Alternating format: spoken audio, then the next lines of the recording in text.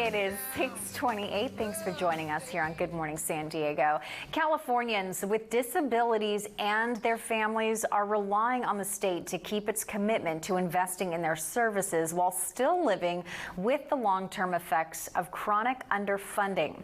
Joining us now with more on these struggles is the CEO of Home of Guiding Hands, Edward Hershey. Thank you so much, Edward, for joining us. Appreciate it. Yeah, thank you for having me in today. So explain this sort of chronic underfunding that the state has been dealing with, and then the proposed budget that you're looking at from the governor in order to help individuals with disabilities here in California. Yeah, one of the things that's unique about California is we have guaranteed services.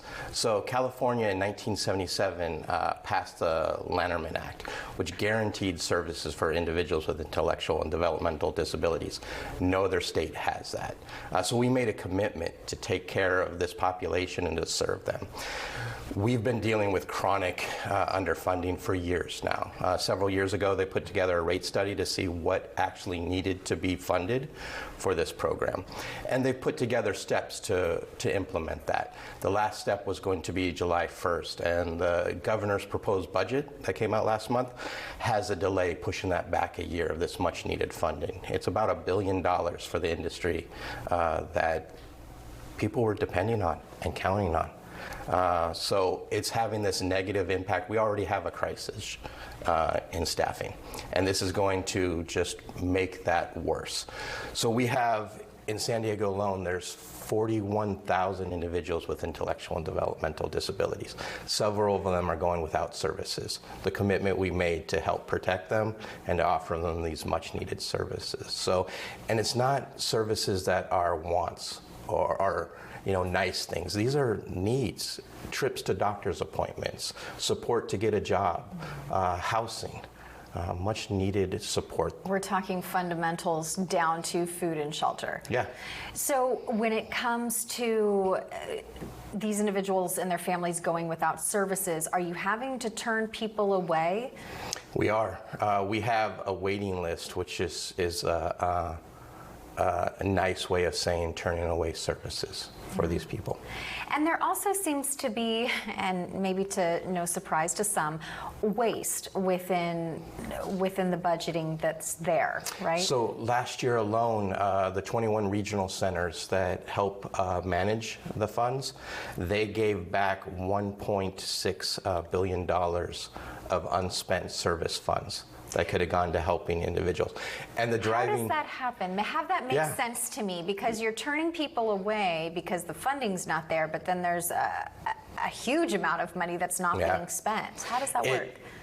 It comes back to staffing. There's not enough staff in the industry to provide the services. The caseloads in the regional center are about double what they should be. And it's hard to hire because... the rates that we receive for services are below adequate.